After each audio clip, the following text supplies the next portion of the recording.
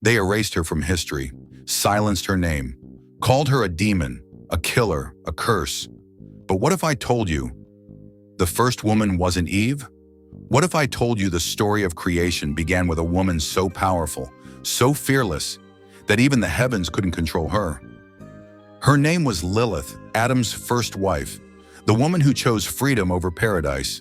And once you hear her story, you'll never look at the Garden of Eden the same way again.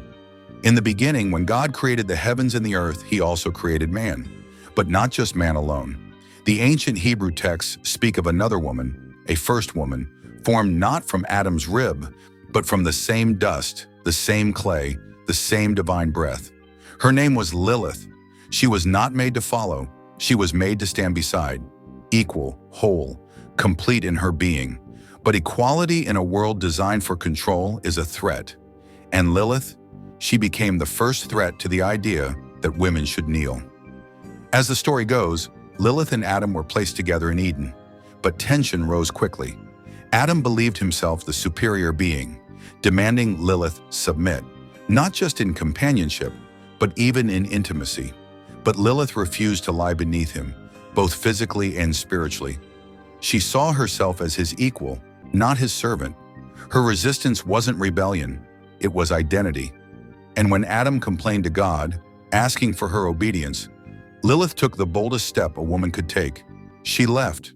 She uttered the ineffable name of God, a divine act of power and defiance, and vanished from Eden, not expelled, not cursed.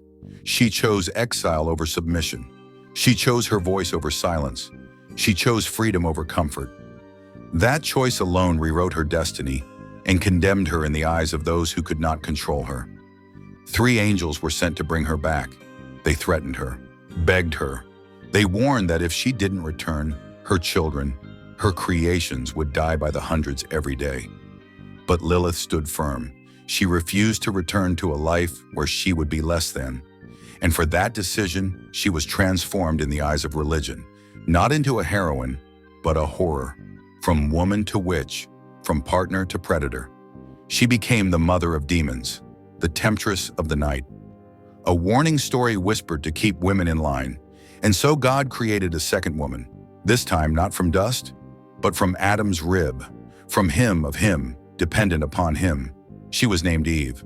The contrast was deliberate. Eve was obedient, gentle, modest. Everything Lilith was not. And so in the eyes of tradition, Eve became the ideal. And Lilith, the cautionary tale. But what if Lilith wasn't evil? What if she was the first feminist, the first rebel, the first soul who dared to say, "No, I will not be less than you"?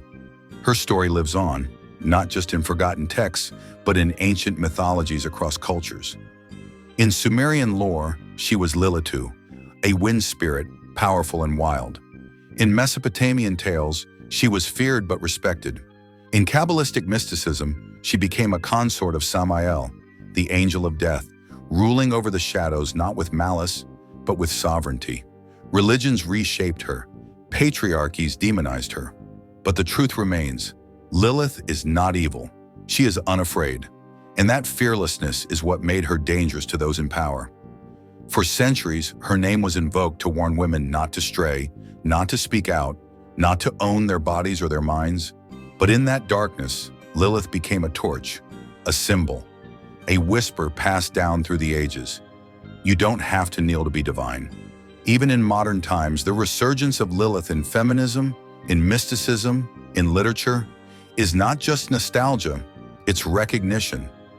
We see her in every woman who breaks tradition, in every voice that speaks out, in every person who chooses truth over comfort.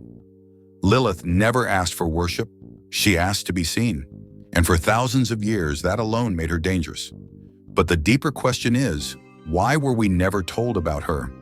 Why is the story of creation taught as Adam and Eve, but never Adam and Lilith? Because her presence undoes the narrative. Her strength disrupts the foundation. Lilith challenges us to rethink the very roots of obedience, morality, even love. Her existence means that submission wasn't divine, it was chosen. That control wasn't sacred, it was constructed. And that paradise wasn't really paradise for everyone. There's something hauntingly powerful about the image of a woman walking away from Eden, not because she was cast out, but because she chose not to belong. That power, that choice, that fire, it echoes still. Lilith is not just a figure of ancient mythology. She is a mirror. She reflects what we fear in women, what we suppress in ourselves, what we banish in the name of tradition, and what we must reclaim if we are to ever be whole. So remember this: before Eve, there was Lilith. Before obedience, there was defiance. Before the rib, there was dust. And from that dust rose a woman who dared to say, "I am enough." And perhaps that's why she was erased. Because the most dangerous thing a woman can be is free. Do you think Lilith was truly evil? Or was she just the first to stand up and say no?